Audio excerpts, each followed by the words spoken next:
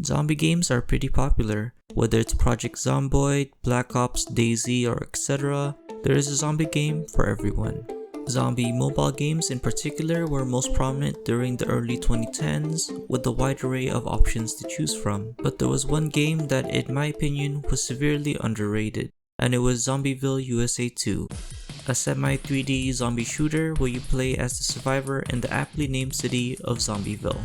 It was created by Mika Mobile, who were known for their flash-style mobile games like Lost Frontier or Battleheart, with their earliest work being the original Zombieville USA, which was somewhat successful and would later serve as a stepping stone for their future titles.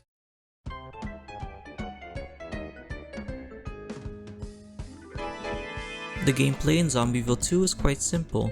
You have to battle your way through zombies within the city, the neighborhood, and even inside a mall long enough until the rescue helicopter arrives. There are 10 levels to play in, and each one increases in difficulty. As you go farther, new zombie types are unlocked, like the runner, which is weaker than a normal zombie but faster. The tank is a large zombie that can take a lot of damage, and there's also 2 new types that weren't in the original, like the exploder, which explodes upon contact or death, and finally is the spitter, which is pretty self-explanatory. With a variety of zombies to face, the game provides a plethora of ways to deal with them.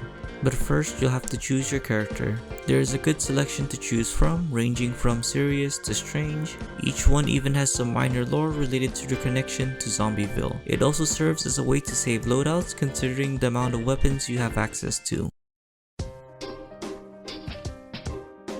There are the typical gun types like pistols, shotguns, and rifles, but there are some interesting new types like the freeze ray that could freeze enemies in a radius, landmines that could be used to block off certain areas, flashbangs to stun all enemies in range, and many more, all of which can be upgraded with the cash that zombies drop, with weapon upgrades either changing the weapon design entirely or just dual wielding the same gun. Ammo can be found by smashing objects scattered throughout the map, however you can only carry 3 weapons at a time, so you have to pick your weapons accordingly. Vehicles also make a return from the first game as they spawn randomly on the map, which you can then use to give yourself some extra time to survive and also to replenish your ammo and cash from anything you run over.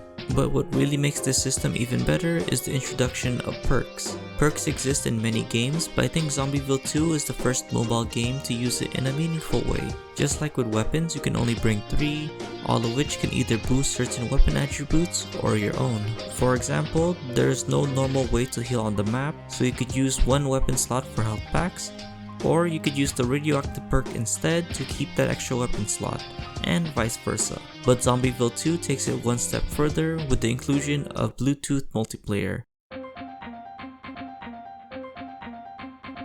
At the time, most multiplayer on mobile games consisted of sharing the same screen or playing online, which Zombieville 2 has, but what about the times where you're at a place that doesn't have internet?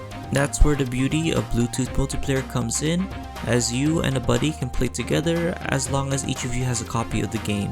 So with another player, it practically doubles the possibilities. You could have your friend run a full support set, bringing in health packs and flashbangs, or you could have one friend freeze the enemies while you mow them down with the minigun, or you can be a to your friend and use the innocence perk.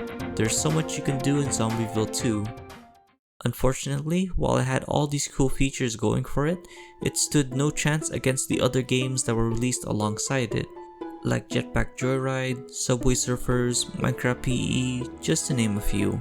It just couldn't compete with those that would later become the mobile classics.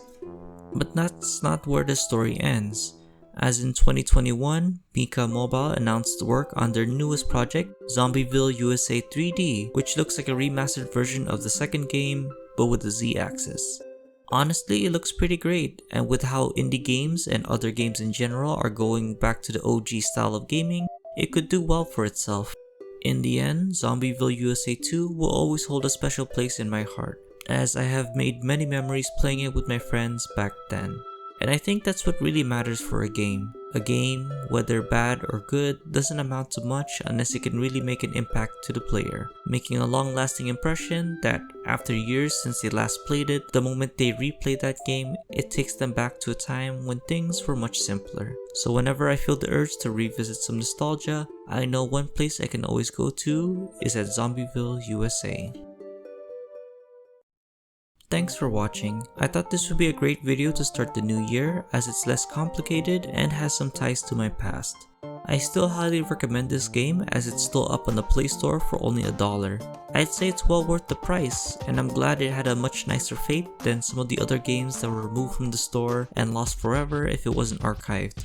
This video should have been done a lot earlier, but unfortunately I had to spend a few days organizing my stuff after the mess I made during the day shift video and the Blades of Brim video. So hopefully the next upload won't take as long, but for now, I'll see you in the next one. Take care.